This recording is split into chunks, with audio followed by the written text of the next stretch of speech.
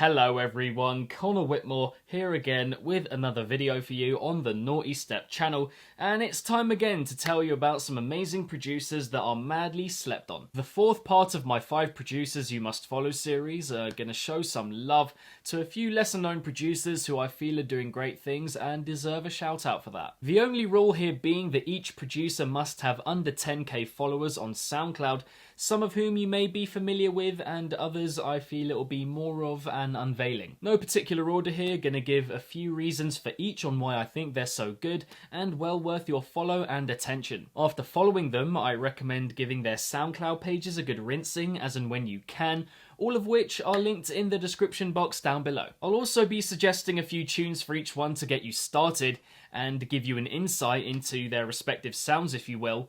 They will also be in the description box down below. And so, the first artist in part 4 of the Bass Music Producers You Must Follow series is Redax, one of the fixtures in one of the biggest labels in underground dubstep right now, Audio Records, for whom he's released a fair bit over the last year and a half or so. He sounds a fair bit like early Virtual Riot, and if you enjoy Virtual Riot and would like an underground artist who sounds somewhat similar, then Redax is your man. Super meaty, contorted, twisted, juicy, brostep kind of music, melodically inclined as well, and pieced together I would say really effectively. What people enjoy modern dubstep for, although he does branch out into other genres as well, from trap to house, breakbeat and more. And to be quite honest, I'm not sure at all how he hasn't reached 10k yet and far beyond. I mean, he's so talented and so much to come from him soon. Drop him a follow now. And in terms of a couple tunes to get you started with Redax, if you haven't heard of him before, then I would look at Lose Control, Better Come Correct with Phantom, and Live. Next up we have someone who I actually haven't been following for that long, maybe around a year or so, but who in that time has left a really big impression, and it actually rhymes with Redax, funnily enough. It's Tena Brax. You don't get many, I feel, that go solely for the dark mid-tempo route and explore different genres within that umbrella term, but Tena Brax definitely does that. A select few of his tunes are very drawn out, long-lasting, enduring, and almost pensive, if you will, but then others that are far more intense and full-on, aggressive, brooding, all of which though are pretty dark at their core. Points where his percussion isn't quite sharp enough, but when it is, he is easily the most exciting up-and-coming producer that this genre has to offer. And I would have to say that he's come on leaps and bounds over the last year or so, just 400 followers, so go and show him some love. And in terms of a couple of recommendations for Tena Brax to kind of get you started on his music, I would look at Tell Me How to Love, Asphyxia, and his remix of Ritual 4 by Cut Off Sky. Then we have the producer who I think I've been following for the longest of anyone that I'm talking about in this video,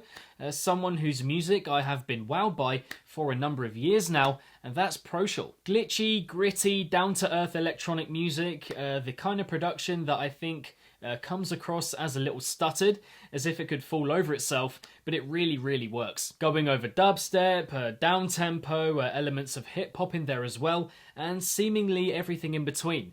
Moody good with a bit more spice and liveliness to it, if that appeals to you. For the most part, really clean production, detailed, and the improvement over time has been clear. The output is so consistent as well. Mostly dark, but can be quite bright and uplifting as well. The artworks are the most straightforward I've seen, but they really work in their different colours. So yeah, overall, ProShal, I would have to say, really worth a follow. And in terms of a couple of recommendations for ProShal, there are a fair few that I have, but I'm going to try and limit it. This is because, of course, I have been following his stuff for a fair while now. But I'm going to go with No Signal, parenthesis, and as a bonus one that's a little different, Sandpaper. Penultimately, we have someone who's grown to become one of my favourite producers, full stop. Not just in house music, but in bass music generally. House being the genre he does most, and that would be ThickEh. Not many house producers you can recommend to lovers of really heavy EDM like dubstep for example, without it being strictly bass house, and ThickEh would have to be one of them. So much purpose to his music, melodically on point, knows how to set a scene, erring on the groovy side of dark house music. It's magnetic stuff. Just properly infectious to be honest, but so devilish, really well formed and does exactly what it wants to do so well. And I'd have to say, with Drezzo being so quiet over the last year or so before his EP comes out, my favourite house artist at the moment would have to be ThickEh. A big recommend. And in terms of a couple of tunes to get you started with ThickEh, I would look at Exacto, Amped with Goddamn, and De Facto, one of my favourite singles of the year so far, no question. And lastly, we have someone who's only actually grown into prominence this year, and whose music I've only been aware of for the last couple of months or so, and who, upon hearing their music for the first time, I instantly fell in love with the style and the type of delivery, and it led me to look through their whole discography instantly, having heard it for that first time, and that's SuperF. A producer who dips into dubstep, but who, for the most part, his material is quite trap-based, and as we all know, a lot of trap is pretty overly done at the moment, especially the hybrid kind, and his approach, SuperF's approach, very much roots the trap style, more substantial and a real sense of body to it. Still, in spite of how chunky it comes across, very articulately put together, a wide array of percussion on show, and having heard his stuff at the beginning of the year to now, it's just got sharper and sharper. Pretty primal and primitive feeling trap, beefy, real depth and earthiness to it, evil, gnarly. Only got a few tracks on SoundCloud so far, 6 to my knowledge, but will be one to look out for sure. He's almost at 1k, so get following, people. And in terms of a couple of recommendations to get you started with SuperF, then I would look at Astros, Conspiracy, and my favourite, 2047. So in this video, part 4 of the bass music producers you must follow series, we talked about Red Axe,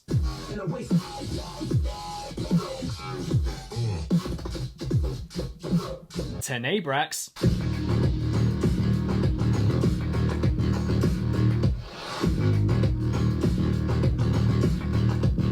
ProShal,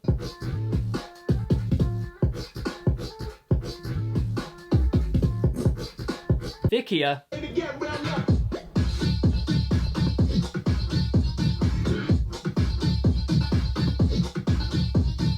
and SuperF.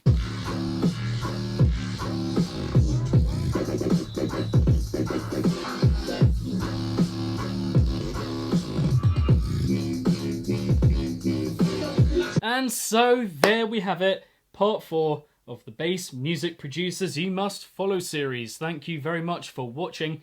Have you heard of any of these producers before?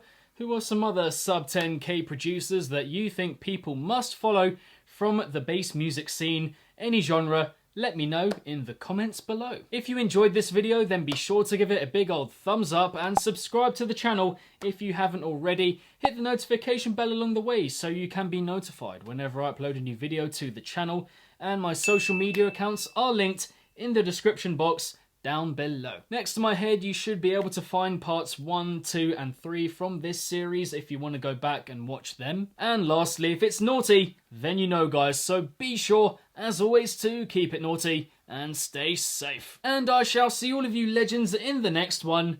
Peace out.